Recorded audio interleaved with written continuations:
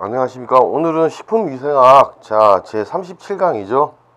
자, 페이지 411쪽에 기출문제 풀이를 하도록 하겠습니다. 자, 411쪽을 보시면 1번 나왔죠. 감염형 식중독 병원체가 아닌 것을 했는데, 우리가 식중독에서는 우리 세균에 의한 거 감염형이 있고 독소형 식중독하고 중간형 식중독이 있죠. 이제 여기서 봤을 때는 살모넬라 엔테리티디스하고 그 다음에 여시니아 엔테로 콜리티카, 그 다음에 비브리오 파라헤몰리티쿠스. 1, 2, 4는 어떻습니까? 감염형 식중독이죠. 그런데 이제 3번 보시면은 스테피로코스 아우레아 해가지고 이건 포도상구균의 독소형 식중독입니다. 그래서 1번의 답은 3번이죠. 그래서 보시면은 포도상구균 같은 경우는 독소형 식중독 이렇게 해주시면 되겠습니다. 우선 감염형 식중독과 독소형 식중독의 차이점은 뭡니까? 가장 잠복기가 독소형 식중독이 짧죠. 그 다음 감염형 식중독은 길다 해가지고 1번의 답은 3번이고 1번 반드시 좀 체크를 해 주십시오. 그 다음 2번 문제 보겠습니다. 병원성 대장균의 종류 중 햄버거에 덜 익힌 다진 고기에서 주로 발견되는 이콜라이 0157, 그 다음에 H7이 속하는 것은 했는데, 요건 페이지 53쪽에 있죠. 페이지 53쪽을 한번 참고사항으로 좀 보겠습니다. 요 파트가 좀 중요하니까. 53쪽을 보시면 뭐가 있습니까? 52쪽에서도 병원성 대장균의 식중독의 종류별 특징이 있죠. 1번 기억이죠. 장관 병원성 대장균 같은 경우 요것도 특징 반드시 알아둬야 되고, 4가지가 있죠. 장관 조직 침입성 대장균, 그 다음에 장관 독소 원성 대장균, 그 다음에 니을에 장관 출혈성 대장균이 있죠. 요것이 좀 잘 나오죠, 여러분. 이때 장관 출혈성 대장균 53쪽을 보시면 어떻게 되어 있습니까? A에 나와 있죠. 0157하고 H7에서 분리되었으면 세포 침입성은 없다. 그 다음에 B를 보시면 장관에 정착하여 베로톡신을 생산한다. 독소를 생산하죠. 그리고 설사, 출혈, 신장 장애, 그 다음에 잠복기가 길다는 거 반드시 체크합시다. 그래서 2번의 답은 뭡니까? 결국은 1번이죠. 그래서 2번도 체크하시고 중요하니까. 3번 문제를 가봅시다. 식물의 자연독 성분에 해당되지 않는 것은 했는데, 봅시다. 솔라닌 같은 경우는 감자죠. 그 다음에 무스카린 같은 경우는 우리가 뭡니까? 버섯 종류죠. 그 다음에 아미그달린 같은 경우가 우리가 뭐였죠? 페이지 81쪽을 좀 보셔도 되는데, 마찬가지로 81쪽을 보시면 여기 나와 있는 것처럼 삭시토신은 뭡니까? 조개독이죠. 베네루핀하고 삭시토신 같은 경우가 조개독으로서 여기 81쪽에 있는 요 파트도 되게 중요하죠. 베네루핀 같은 경우는 우리가 모시조개, 바지락조개, 굴, 작은 조개로서 장에 영향을 미치는 거고, 마찬가지로 삭시토신 같은 경우는 신경에 영향을 미치는 부분, 이렇게 아셔야 됩니다, 여러분. 그 다음에 아까도 말씀드린 것처럼 무스카린 같은 경우는 78쪽에 있죠. 주로 광대버섯, 땀버섯으로서 독성이 매우 강하다는 거, 그거 아셔야 되고, 그 다음에 이제 아미그달린 같은 경우는 어디에 나와 있습니까? 여기 청매하고 살구씨 독소죠, 여러분. 79쪽에 페이지 79쪽에 있습니다. 그래서 아미그달린 같은 경우는 청매하고 살구씨의 독소형이고, 그러면 3번의 답은 뭐겠습니까? 식물의 자연독 성분에 해당하지 않는 것은 2번이죠. 조개독 같은 경우 동물성이죠. 그래서 3번의 답은 2번이 되겠습니다. 그 다음에 4번 문제 가봅시다. 식품 첨가물에 대한 영향으로 적합하지 않은 것은 했는데, 이것도 마찬가지로 인체 독성이 없을 것 맞죠? 그 다음 이화학적인 변화, 화학적 변화에 의해서 안정성이 있을 것. 불안정해 가지고 변화가 됐을 때는 우리 독소형 물질이나 생성될 수 있죠. 그 다음 4번 식품의 영양가를 유지시켜야 할 것. 이것도 맞죠? 근데 3번 봅시다. 효과적인 작용을 나타나기 위해 다량을 사용한다. 아니죠? 소량을 사용해야 되죠. 그래서 4번의 답은 3번이 되겠습니다. 4번 같은 경우는 간단하게 체크하십시오. 그 다음에 페이지 412쪽을 넘어가겠습니다. 5번 문제를 보시면 식품의 잔류 농약에 대한 설명으로 옳지 않은 것은 했는데, 1번 봅시다. 저장성을 높이기 위해 수확 직전에 살포할 경우 식품에 다량 잔류할 수 있다. 그렇기 때문에 우리가 수확할 경우에는 마찬가지로 미리 이제 며칠 전까지는 농약 살포를 안 해야 되죠. 잔류량이 남아있으면 안 되니까. 그 다음 2번 봅시다. 정상적인 사용법에 맞게 사용하더라도 어느 정도 잔류하여 오염될 수 있으므로 지속적인 모니터링이 필요하다. 맞습니다. 3번 봅시다. 농약에 오염된 사료로 사육된 동물의 조직 등에도 잔류할 가능성이 있다. 농약 같은 경우는 우리가 축적이 될 수 있죠. 자, 체내에서 분해되지 않고 그만큼 자 배설되지도 않기 때문에 그래서 잔류할 가능성이 있습니다. 4번 같은 경우가 틀렸죠, 여러분.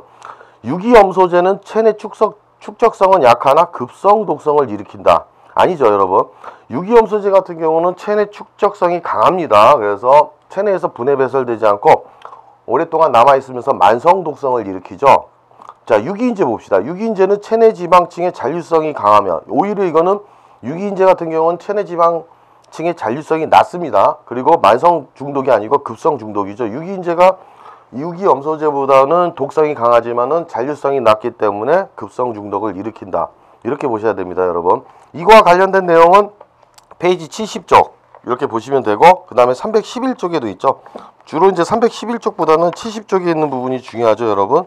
그래서 여기 나온 자 70쪽 보시면 유기인제 같은 경우 여기도 나와 있죠. 자, 유기인제 한번 봅시다. 니은을 보시면 체내 콜린에스테레이스의 와 결합하여서 혈액과 조직에 유해한 아세틸콜린을 축적시킨다 나와 있죠. 그 다음 부교감신경, 그 다음에 중추신경 마비 증상이 있고, 마찬가지로 그 다음에 뭐라고 되어 있습니까? 자, 독성이 강한 살충제로 되어 있다고 했는데 말라티온 같은 경우 DDV, 그 다음 만성 중독을 거의 일으키지 않는다 했는데 유기인제 같은 경우 자 체내에서 잘 분해된다 이렇게 나와 있습니다. 근데 이제 311쪽을 보면은 그 유기염소제, 그러니까 말 그대로 유기인제 같은 경우는 체내 잔류성이 낮기 때문에 만성 중독이 아니라 급성 중독으로 보셔야 됩니다, 여러분. 유기염소제는 어떻습니까? 자, 독성이 약하고 잔류성이 크다고 나와 있죠, 이렇게. 그래서 마찬가지로 이렇게 보시면 되겠습니다.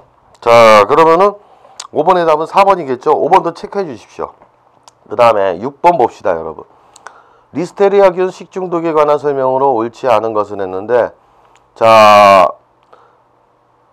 2번 임산부와 태아에게는 유산, 사산 또는 신생아 폐혈증을 유발한다. 자, 3번 인수공통전염병의 원인균이며 양에게 감염될 경우에 유산이나 뇌수막염을 일으킬 수 있다. 인수공통전염병은 뭡니까? 자, 사람과 가축에 공통으로 옮길 수 있는, 감염될 수 있는 병이죠. 그 다음에 4번 주요 전염원은 가금류, 육류, 치즈, 열 처리하지 않은 우유 및 채소 등이다. 맞습니다. 자, 1번 봅시다.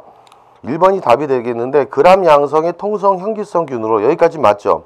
냉장 조건 하에서도 성장하면 맞는데 포자를 형성한다. 아니죠. 무포자죠.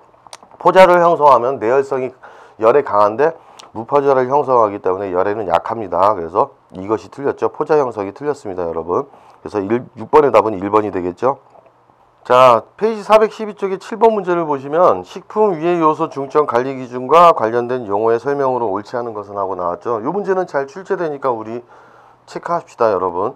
자, 1번 위해 요소 분석이라 하면 식품 안전에 영향을 줄 수 있는 위해 요소와 이를 유발할 수 있는 조건이 존재하는지 여부를 판별하기 위해 필요한 정보를 수집하고 평가하는 일련의 과정을 말한다. 맞죠? 자, 그 다음에 3번 봅시다. 중요 관리점이라 하면 자, 뭡니까? HACCP를 적용해서 식품의 위해를 방지 제거하거나 허용 수준 이하로 감소시켜 당의 식품의 안전성을 확보할 수 있는 중요한 단계 또는 공정. 이것도 맞습니다.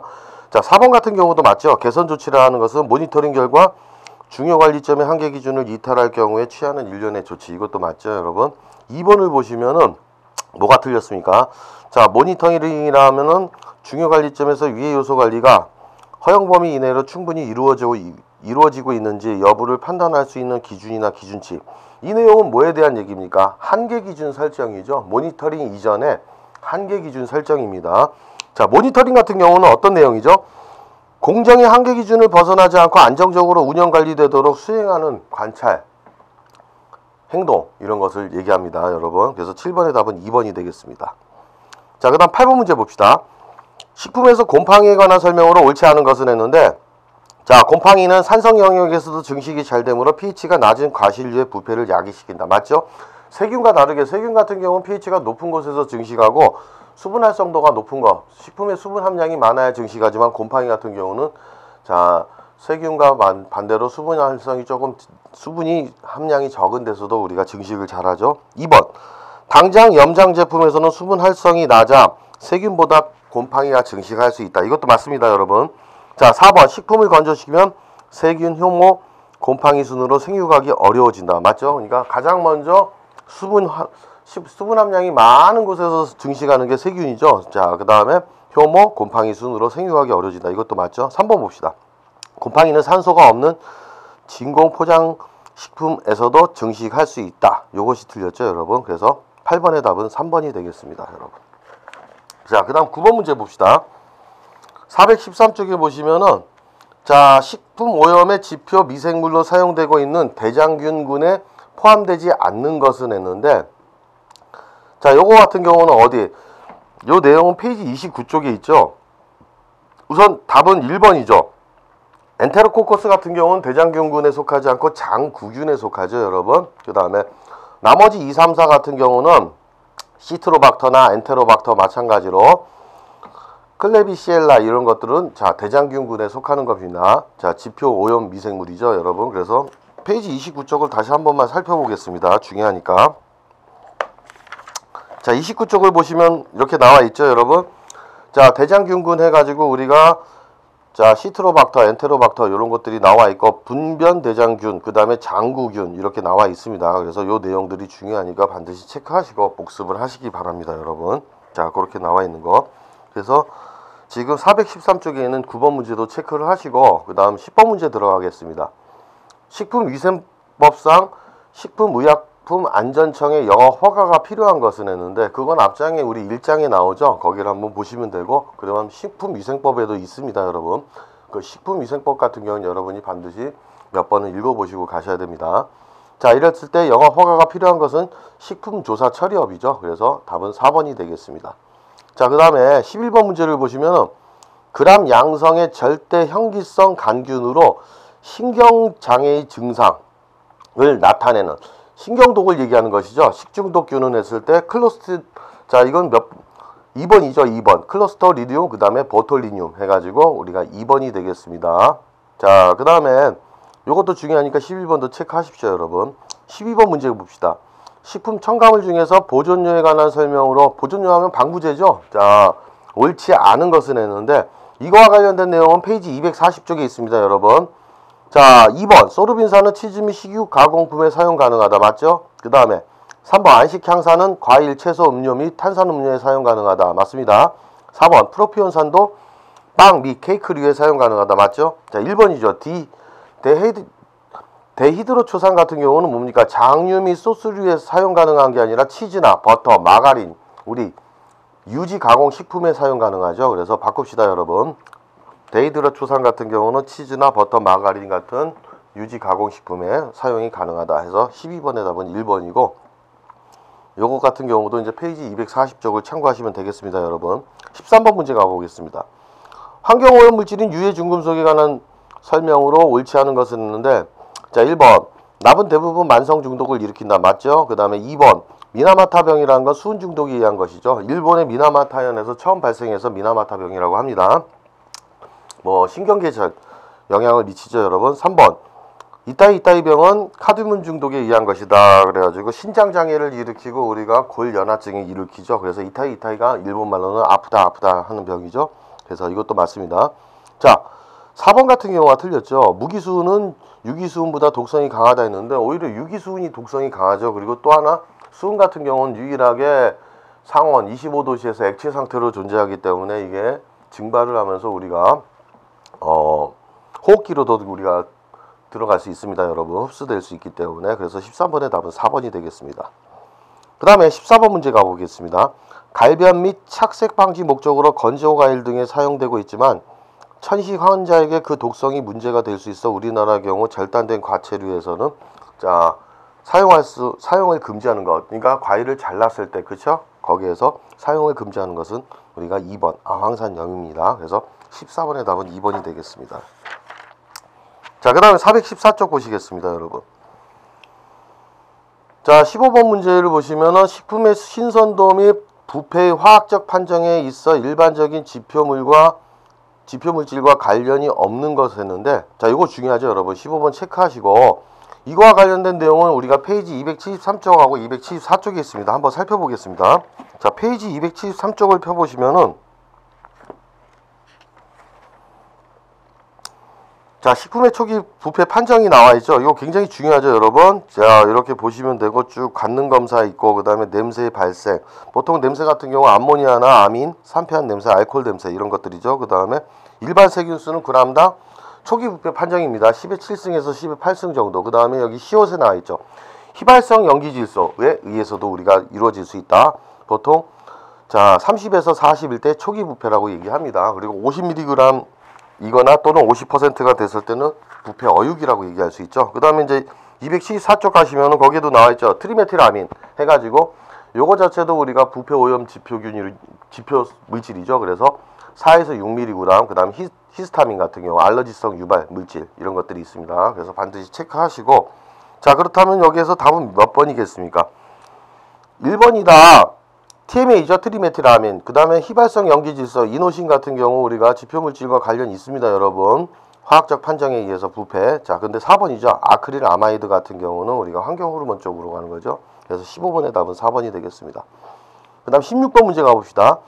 노로바이러스 식중독에 대한 설명으로 옳지 않은 것은 했는데 요거와 관련된 내용은 페이지 65쪽에 있죠. 1번 노로바이러스는 소형 구형 바이러스, 그 다음에 노르워크 바이러스 또는 노르워크 라이크 바이러스로 명명되었다. 맞습니다. 3번 노로바이러스 식중독은 일반적으로 24에서 48시간의 잠복기 이후에 구역질 구토, 설사, 복통 등의 증상을 일으킨다. 이것도 맞죠. 4번 노로바이러스는 소화기 계통의 병원체이므로 오염된 식품이나 물을 통하여 주로 감염되고 사람 간의 접촉에 의해서도 전염도 가능하다. 맞죠 여러분? 자 2번이 틀렸죠. 노로바이러스는 DNA 구형 바이러스. 여기까지 맞습니다. 적당한 온도와 습도에서 자기증식이 틀렸죠. 우리 바이러스 같은 경우는 뭡니까? 우리 스스로 물질 대사를 할 수가 없죠. 효소가 없기 때문에 물질 대사를 할 수 없기 때문에 반드시 우리가 숙주, 뭐 다른 세포나 세균에 기생하죠. 그래서 우리가 기생생활을 합니다, 여러분. 그래서 자기증식은 자 기생생활을 하기 때문에 스스로가 자기증식은 할 수 없습니다. 이게 틀렸죠, 여러분. 그래서 16번의 답은 2번이 되겠습니다. 17번 문제를 보시면 자 경구 감염병 및 그 병원체가 바르게 연결된 것은 했죠. 자 이거와 관련된 내용은 여러분 페이지 134쪽에 있습니다. 자 바르게 연결된 것은 세균성 이질해 가지고 시겔라 소네이에서 1번이 맞습니다. 자 2번 같은 경우는 장티푸스라고 나와 있는데 뭐가 틀렸죠? 살모넬라까지는 맞지만은 자 TP 뮤리엄 했는데 이게 틀렸죠. 그래서 살모넬라 우리가 봤을 때는 TP라고 해가지고 간단하게 이렇게 됩니다. 영어로 보시면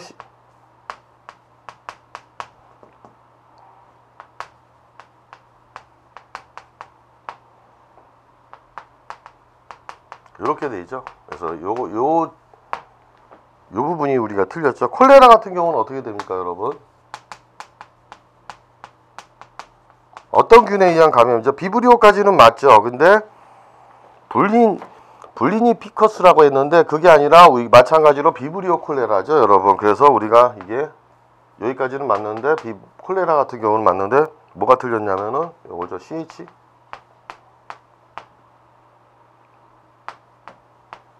요 부분이 틀렸습니다. 성홍열 같은 경우는 우리가 뭡니까? 성홍열 같은 경우는 헤몰리틱 스트랩토코커시라고 얘기하죠. 그래서 우리가 4번에 있는 성홍열은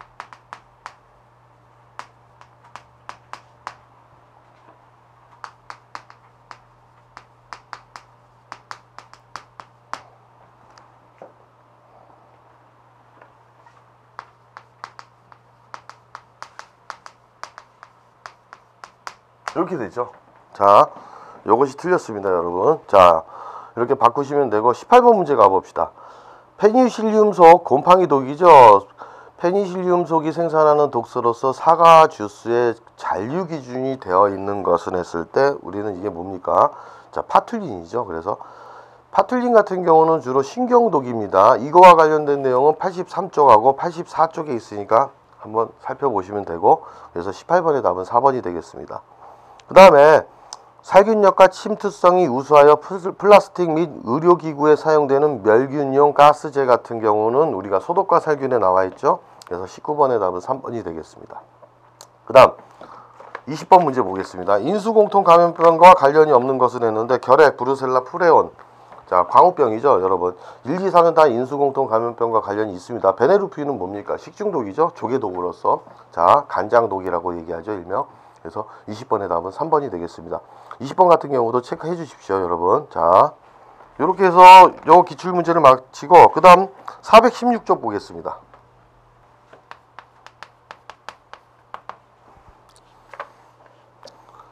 자, 416쪽의 1번 문제 풀어보겠습니다. 효과적인 살균 소독 방법에 대한 설명으로 옳지 않은 것은 했는데, 이거와 관련된 내용은 페이지 222쪽에 있습니다. 한번 살펴보시고, 자, 틀렸을 때는 1번 살균 소독제는 인체에 대한 독성이 낮거나 없어야 된다. 맞죠? 2번 올바른 살균 소독법은 세척, 헹굼, 살균 소독의 순서로 해야 한다. 맞습니다. 3번 봅시다. 자외선 살균법은 미생물의 DNA에 작용하여 미생물을 사멸시키는 방법이다. 맞죠? 자, 대신 이제 자외선 살균법은 침투력이 거의 없기 때문에 조사한 지역 표면에서 살균밖에 안 이루어지죠. 방사선 같은 경우는 침투력이 강하기 때문에 내부까지 침투해서 내부 살균까지 이루어집니다. 자, 틀린 것은 4번인데 4번 문제 한번 봅시다. 방사선 살균은 코발트 60이나 세슘 137과 같은 방사성 동위 원소로부터 방사되는, 여기까지 맞죠? 투과력이 강한 알파선이었는데 틀렸죠? 자, 투과력이 강한 건 뭡니까? 감마선이죠, 우리가. 자, 그래서 방사선의 투과력을 보시면 방사선 물질에, 자, 감마선이 가장 투과력이 강하고 그 다음에 베타선, 불안정한 동위원소에서 발생하는 것이죠, 여러분. 그 다음에 알파선이 되겠죠. 그래서 요 알파선이 틀렸습니다. 자, 알파선을 감마선을 가장 많이 이용하여 세균 등을 사멸시키는 방법이다. 이렇게 바꿔야 되겠죠, 여러분. 그래서 1번의 답은 4번이 되겠습니다. 1번 체크해 주십시오. 그 다음 2번 문제 가보겠습니다. HACCP에 대한 설명으로 옳지 않은 것은 또 나왔죠, 여러분. 이거에 관련된 내용은 페이지 328쪽에 있습니다, 여러분. 그걸 보시면 되고, 자, 1번 한계 기준은 중요 관리점에서 위의 요소가 허용 범위 내 이내로 충분히 이루어지고 있는지 여부를 판단할 수 있는 기준이나 기준치를 말한다. 맞습니다, 여러분. 2번 식품 제조 시에 생물학적, 화학적, 물리적 위의 요인을 분석하여 위의 요인에 관계되는 중요한 점을 관리하는 도구이다. 이것도 맞죠? 그 다음 4번 같은 경우 요거 중요하다고 했죠. HACCP의 7원칙의 순서는 위의 요소 분석, 중요 관리점 결정, 그 다음 한계 기준 설정, 모니터링 방법 설정, 개선 조치 설정, 검증 방법 설정, 기록 유지 및 문서 관리. 이것도 맞습니다, 여러분. 자, 3번이죠. 위의 발생 요소에 대한 사전 조치 방식이라기보다는 사후 집중 관리이다. 사후 집중 관리 같은 경우는 종전에 우리가 관리 방법이고, 이 HACCP 제도는 뭡니까? 모든 공정 전 과정에 대해서 사전 조치 방식이 되겠죠. 그래서 굉장히 효율적인 거. 그래서 2번의 답은 3번이 되겠습니다. 2번도 체크해 주시고 3번 문제 가보겠습니다. 식품위생의 목표로서 안전한 식품의 구비 요소를 포함하고 있는 것을 모두 고르면는데, 이거와 관련된 내용은 제 1장에 있는 페이지 4쪽이죠. 거기에 있습니다. 자, 한번 봅시다. 기억, 부패되거나 변질되지 않은 식품. 맞죠? 그 다음 2번 니은, 유독 또는 유해물질에 함유되어 있지 않은 식품. 맞습니다. 디귿, 병원 미생물에 의해 오염되지 않은 식품. 맞죠? 니을, 불결한 것이나 이물이 존재하지 않는 식품. 자, 이것들이 이제 식품의 구비 요소를, 안전한 식품의 구비 요소를 포함하는 거 맞습니다, 다. 그래서 다 맞기 때문에 3번의 답은 4번이 되겠습니다. 자, 4번 문제 가보겠습니다. 가로 안에 들어갈 말로 가장 적절한 것은 했는데, 자, HACCP는 기본적인 위생관리가 효과적으로 수행된다는 전제 조건 하에 중점적으로 관리해야 할 점을 파악하여 집중관리하는 시스템이기 때문에 가로와, 자, 표준 위생관리 기준이 선행되지 않고는 효율적으로 가동될 수 없고, 이들을 HACCP 적용을 위한 선행 요건 프로그램이라고 한다. 자, 여기서 HACCP 적용을 위한 선행 요건 프로그램은 뭐가 있습니까? 두 가지가 있죠. 자, 우리가 GMP라고 하는 적정 제조 기준 설정, 요것들이 있어야 되죠. 자, 적정 제조 기준이 있고, 그 다음에 우리가 뭐가 있어야 됩니까? SSOP라고 하는 표준 위생관리 기준이 있어야 되죠.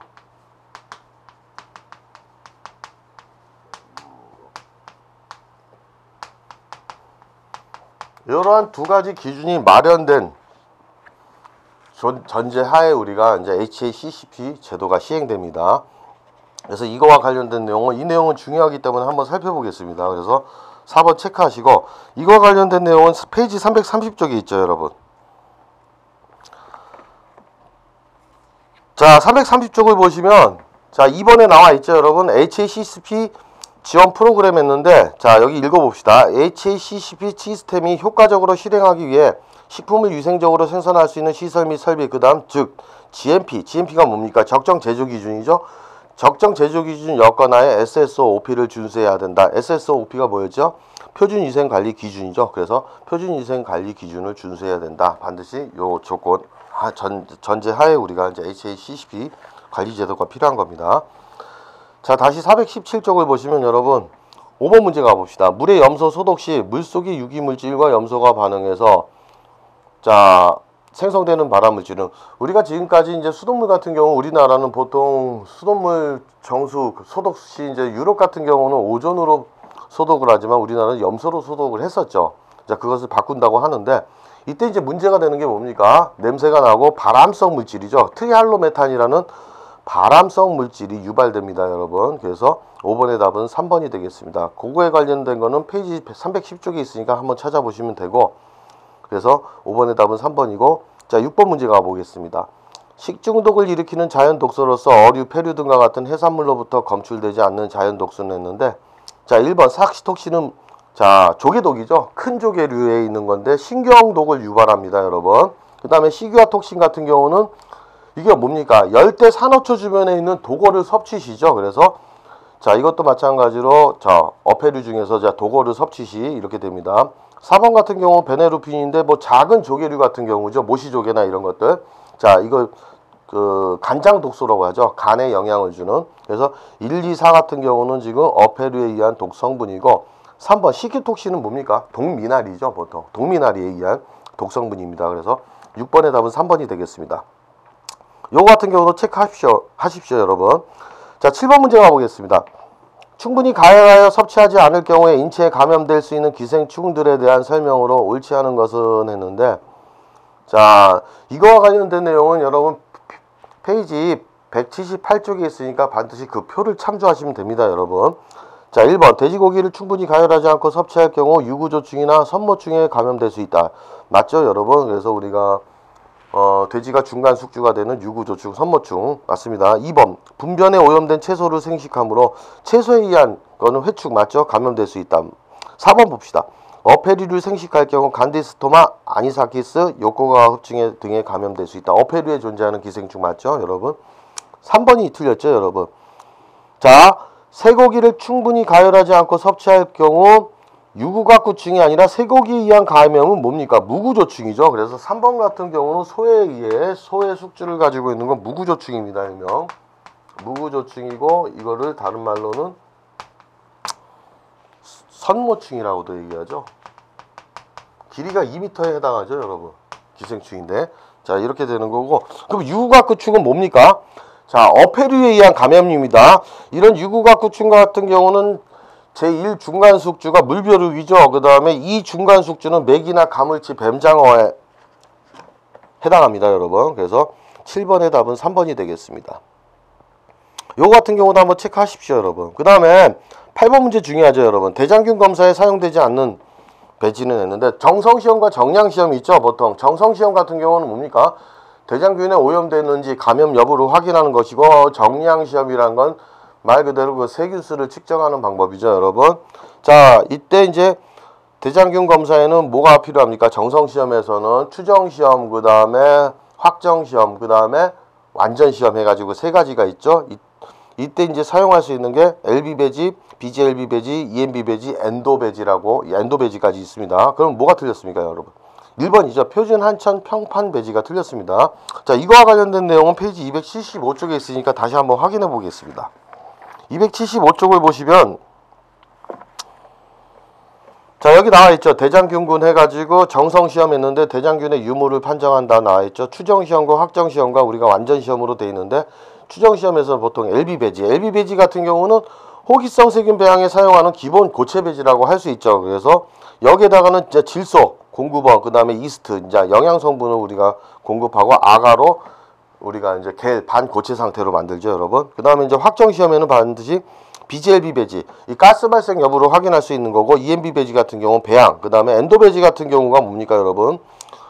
이 장내 세균이 여러 가지가 있는데 그 중에서도 우리가 대장균군이라는 걸 확인하기 위해서 시약을 넣었을 때 이제 보통 자 유당 분해균, 유당이 대장균이 이제 유당을 분해하기 때문에 유당 분해균 군집 같은 경우는 적색을 띠고, 그 다음에 그 유당을 분해하지 않는 비대장균 같은 경우는 녹색을 띠기 때문에 우리가 색깔로 우리가 판정할 수 있죠, 여러분. 그래서 콜로니 군집수를 자 이렇게 알아두시면 되겠습니다. 반드시 체크하시고, 그래서 8번의 답은 1번이 되겠죠. 자 넘어가겠습니다. 9번 문제 가보겠습니다.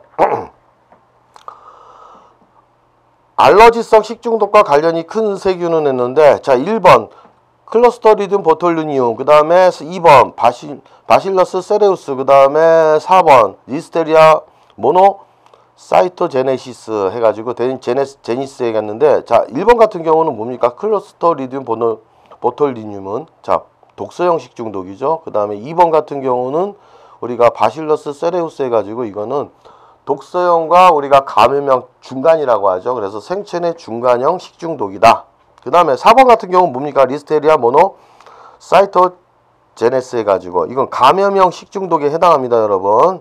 이거 관련된 내용은 페이지 57쪽과 63쪽, 64쪽을 보시면 되고, 보통 알러지 물질이 히스타민 생산하는 게 뭡니까? 바로 3번이죠. 프로테러스 몽가니, 자 모가니 해가지고 프로테우스 모가니 해가지고 답은 3번이 되겠습니다. 이거와 관련된 내용은 페이지 64쪽에 있습니다. 자 10번 문제 가보겠습니다. 다음 중 전염병 중 세균성 병원체에 의한 것은 했는데, 자 전염병 중 세균성 병원체에 의한 것은 했는데 A형 간염이나 이지미열, 그 다음에 이지미열을 다른 말로 뭐라고 얘기하죠? 천열이라고 하죠. 그 다음에 급성 회백수염은 우리가 소아마비죠. 134 같은 경우는 바이러스에 의한 감염입니다, 여러분. 자 세균 감염은 바로 장티푸스죠, 여러분. 2번이죠. 이거 중요하니까 체크하십시오. 이거 관련된 내용은 페이지 134쪽에 있습니다. 반드시 알아둡시다, 여러분. 페이지 134쪽에 그 표에 나와 있으니까 그런 부분들 반드시 외우셔야 됩니다. 그래서 10번은 중요하니까 체크하시고, 그 다음에 11번 문제 봅시다.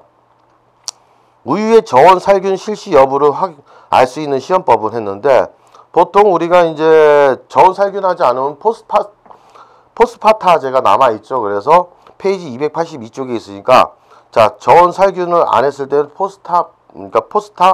포스파타제 요거 남아있기 때문에 우리가 답은 1번이 되겠습니다. 그래서 포스파타제 측정 해가지고 282쪽에 보시면 거기 내용이 나와 있으니까 간단하게 보시면 되겠습니다. 그래서 11번의 답은 1번이 되겠습니다. 자 12번 문제 가보겠습니다. 자 이거 중요하죠. 체크합시다, 여러분. 법정 감염병에 대한 설명으로 옳지 않은 것은 했는데, 보통 1군, 2군, 3군, 4군 해가지고 쭉 나와 있지만, 나와 있는 것 중에서 우리가 반드시 외워야 되는 거는 4군까지는 반드시 외우라고 했죠. 이거와 관련된 내용은 페이지 122쪽 표에 있습니다, 여러분. 자 1번 제1군 감염병이란 발생 즉시 방역 대책을 수립하여야 하는 감염병으로서 콜레라, 파라티푸스, 장티푸스, 세균성 이질 등이 있다. 이거 맞습니다, 여러분.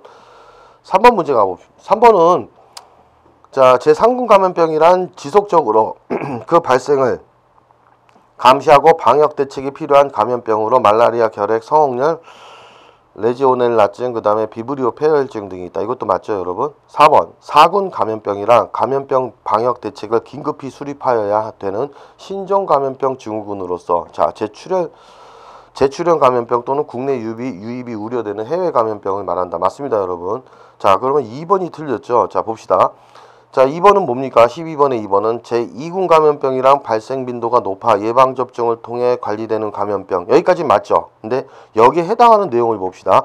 A형 간염 같은 경우는 1군에 해당합니다. 그래서 발생 즉시 방역 대책을 수립해야 되는 거. 그 다음 야코병은 제3군에 해당하죠. 야코병 같은 경우는 지속적으로 그 발생을 감시하고 방역 대책이 필요한 감염병이고, 나머지는 2군 감염병 맞습니다. 파상풍이나 백일의 홍역, 일본 뇌염. 여기에 이제 2군에 해당하지 않는 게 A형 간염과 야코병이죠. 그래서 틀렸습니다. 그래서 12번의 답은 2번이고 12번은 반드시 체크해 주십시오. 그 다음 13번 문제 가보겠습니다.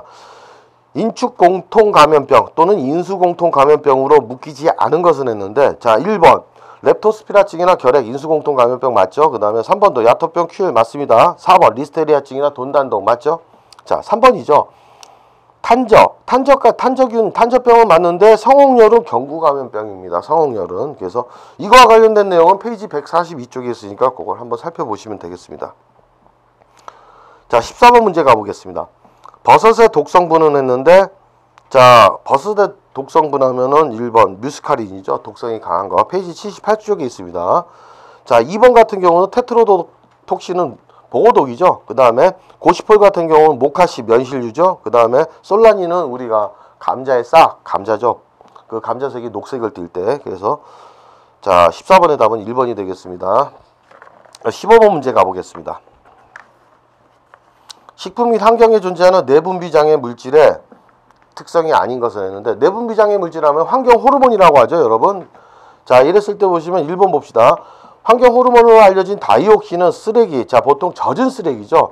850도씨 이하에서 소각할 때 발생할 수 있다. 맞습니다. 그래서 그 이상으로 소각을 해야지만이 우리가 막을 수 있는 것이죠. 이거와 관련된 내용은 페이지 314쪽에 있으니까 반드시 한번 참조하시기 바랍니다. 3번, 성호르몬 기능에 많은 영향을 주기 때문에, 맞죠? 자, 수컷의 암컷화, 그러니까 수컷의 생식기가 파괴되거나, 그죠? Y염색체 파괴죠. 그 다음에 생식력 감소, 생식기 및 신체 기형 유발 등을 통해 생물군의 개체수를 감소시킬 수 있다. 맞습니다. 그 다음에 4번, 대부분의 내분비장애 물질은 생체 내에서 방광기가 길면 어떻게 됩니까? 체내 축적이 오래 가죠. 그래서 쉽게 분해되지 않고 오랫동안 체내에 축적될 수 있다. 맞죠? 자, 2번이 틀렸죠, 여러분. 대부분 천연물 유래의 물질들 아닙니다. 천연물이 아니라 인간이 만들어낸 합성 수지나 공업 약품들, 이런 화학 물질이죠. 그래서 화학 물질이나 화합물에 의해서 만들어지는 것이죠. 그래서 지용성이 높은 물질도 생체 내에 축적된다. 이건 맞는데 천연물 유래 물질이 아닙니다, 여러분. 자, 그래서 15번의 답은 2번이고 16번은 체크합시다, 여러분. 자, 세균성 식중독과 경구 감염병과의 차이점을 바르게 설명한 것을 했는데, 이거 중요하니까 한번 이거와 관련된 내용은 여러분 거기에 페이지 126쪽에 있습니다. 자, 126쪽을 한번 보시면은 126쪽 맨 밑에 나와 있죠, 여러분. 표 한번 살펴보겠습니다. 경구 감염병과 세균성 식중독의 차이점 나와 있죠. 자, 먼저 발병에 의한 균량, 경구 감염병 같은 경우는 소량이죠. 세균성 식중독은 다량에 의해서. 그 다음에 2차 감염 같은 경우 경구 감염병은 2차 감염이 많다. 세균성 식중독은 거의 없습니다, 여러분. 그 다음에 잠복기 같은 경우는 경구 감염병이 길죠. 세균성 식중독은 경구 감염병이 짧습니다. 그 다음에 예방조치는 이렇게 나와 있는데, 면역을 봅시다. 이게 중요하죠. 경구 감염병 같은 경우는 면역성이 있는 경우가 많지만 세균성 식중독은 면역성이 없다. 거의 면역이 안 돼 있죠. 그 다음에 경구 감염병은 동력이 강하지만 세균성 식중독은 약하다. 이런 부분 반드시 확인하셔야 됩니다, 여러분.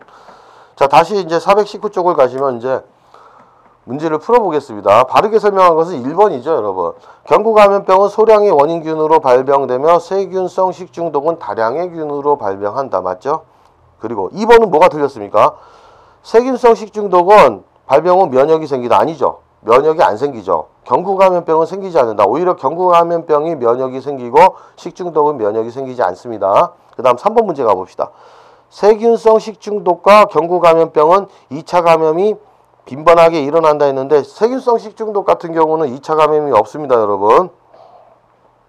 4번, 세균성 식중독은 경구 감염병에 비해서 잠복기가 길다가 아니라 짧다죠. 그래서 16번의 답은 1번이 되겠습니다. 다시 한번 체크하시고 17번 문제 가보겠습니다. 식품 가공 시 사용되는 식품 첨가물의 분류와 목적이 바르게 연결되지 않은 것은 했죠. 자, 1번 유화제. 자, 유화제가 뭡니까? 계면활성제라고 하죠, 일명. 자, 분자내의 친수성과 소수성. 자, 극성이 물하고 친한 거라고, 그 다음에 기름하고 친한 친수성과 소수성을 다 가지고 있죠. 그래서 물과 기름 같이 서로 혼합되지 않는 액체를 분산시킨다. 서로 섞이게 분산시키죠. 그 다음에 2번 소포제는 뭡니까? 거품 제거. 맞죠? 뭐 이거는 뭐 식품 물성에 해당하는 장에 나와 있죠. 3번 발색제는 식품 중에 색소 성분과 반응하여 그 색을 보존 또는 발색한다. 맞죠? 자, 호료. 반죽과 틀 간의 결착 방지. 자, 반죽과 틀 간의 결착 방지는 뭡니까? 이형제죠. 그러니까 빵이나 이 비스켓 같은 경우를 만들 때 이것을 구울 때 틀에 붙지 않게끔 하는 건 이형제입니다. 보통 피막제 해가지고 이형제죠. 그러면 호료는 뭡니까? 결착성. 다른 말로 이제 점착성을 증가시켜가지고 뭐 콜로이드상, 교질상이라는 게 콜로이드상 입자 그 미각을 증진시키는 것입니다. 여러분 호료는. 그래서 점착성을 증가시켜 호료 같은 경우는 교질상 미각을 증진시키는 것이다 해가지고 자 17번의 답은 4번이 되겠습니다. 그 다음 18번 문제 가보겠습니다. 식육 가공품을 선홍색으로 고정시키기 위해 발색제로 허가된 물질은 무엇인가 했던데 이건 소디움 나이트레이트 해가지고 답은 1번이 되겠죠 여러분. 그러면 이거와 관련된 내용은 페이지 244쪽에 있으니까 이따가 살펴보시면 되고 2번 소디움 설페이트 같은 경우는 뭐로 사용합니까? 표백제나 탈수 요것에 사용합니다. 주로 표백제. 그 다음에 3번 같은 경우에 프로필 갈레이트 했는데 이거는 산화방지제죠 여러분. 그 다음에 아우라레드는 우리가 타르게 색소로서 식용색소입니다. 적색을 발현하는 적색 40%라고 얘기하죠. 그래서 18번의 답은 1번이 되겠고 이거와 관련된 내용이 244쪽에 있으니까 한번 살펴보겠습니다. 여기서 244쪽을 보시면 발색제로 아질산 나트륨 나와 있죠. 자, 일명 소디움 나이트레이트라고 하는데 자, 아질산도 식육 가공품에 우리가 발색을 발현하는 우리 식품 첨가제죠, 여러분. 자, 그렇게 보시고 419쪽 보시겠습니다. 19번 문제. 우리나라 먹는 물의 검사 항목이 아닌 것은 했는데 이거와 관련된 내용은 여러분 페이지 307쪽에 있습니다. 반드시 보시고 질산성 산소, 그 다음에 대장균군, 일반 세균 맞죠? 용존산소가 아니죠. 이거는 폐수나 이거 수진 먹는 물에 수돗물에 관련된 내용은 아닙니다. 그래서 우리가 보통 이거는 저수지, 강물 이런 것들을 보신 거고 용존산소는 물속에 녹아있는 산소량이죠. 그래서 19번의 답은 2번이 되겠고 요거와 관련된 내용 307쪽을 한번 보겠습니다. 자, 307쪽을 보시면은 먹는 물 수질 기준 나와 있죠. 굉장히 길게 나와 있습니다. 우선 미생물에 관한 기준으로서 일반 세균 같은 경우는 밀리리터 중에 100 CFU 해가지고 이 군집이 100개 군집 형성이 넘지 않아야 되는 것이죠. 이렇게 돼 있고 이 니은 같은 경우는 총 대장균군도 나와 있죠. 100ml에서 검출되지 않아야 된다. 그 다음에 넘겨보시면은 마찬가지로 건강상 유해 영양 무기물질에 관한 것들 다 쭉 나와 있습니다. 이렇게 나와 있으니까는 이렇게 한번 살펴보시면 되는 것이고 그랬을 때 이제 우리가 봤을 때 용존산소는 해당하지가 않죠, 여러분. 일반 세균이나 대장균, 질산성 산소도 있습니다. 질산성 산소 같은 경우는 어디 있습니까? 우리가 봤을 때 자 308쪽에 지읒에 있죠. 질산성 산소는 우리가 리터당 10mg을 넘지 않아야 된다. 이렇게 나와 있습니다. 자, 그 다음 마지막 420쪽에 20번 문제를 풀어보도록 하겠습니다. 농약의 종류에 따라 중독 현상에 대한 설명으로 옳지 않은 것은 했는데 유기인계 농약은 콜린에스테라제를 억제함으로써 중독을 일으킨다. 맞죠? 그래서 콜린에스테라제라는 효소를 억제함으로써 콜린에스테르 유발시키죠. 그래서 그 중독을 일으킵니다. 그 다음에 2번 카바메이트계 농약은 콜린에스테라제를 억제하나 유기인계 농약에 비해서는 상대적으로 적다. 맞습니다, 여러분. 그 다음 3번 유기인계 농약은 급성 중독이 많고 만성 중독을 일으키는 일은 없다. 오히려 만성 중독을 일으키는 건 유기염소제 농약이죠. 자, 4번 봅시다. 유기염소제 살충제는 급성이 아니고 만성으로 바꿉시다. 만성 중독이 강하고 환경 내에 잔류하는 기간이 짧다가 아니라 길답니다, 여러분. 이거와 관련된 내용은 여러분 페이지 311쪽, 70쪽에도 있지만 311쪽을 한번 살펴보겠습니다. 자, 페이지 311쪽을 보시면 여기 나와 있죠, 여러분. 유기염소제 농약 같은 경우는 농약 중 가장 잔류성이 크다는 거 나와 있습니다. 그 증상도 나와 있죠. 유기인제 농약은 독성은 강하지만 체내 잔류성은 낮다는 거, 급성 중독을 일으키죠. 그 다음에 카바메이트계 농약도 나와 있죠. 살충제 및 제초제 등에 사용하고 유기불소제 이런 것들이 나와 있으니까 70쪽과 311쪽 반드시 우리가 살펴보시면 되겠고 20번 문제 중요하니까 체크합시다. 자, 시간상 오늘 이렇게 해서 제 37강 기출문제 풀이를 마쳤고 다음 시간에는 또 38강 나머지 421쪽에 있는 기출문제 풀이를 하도록 하겠습니다.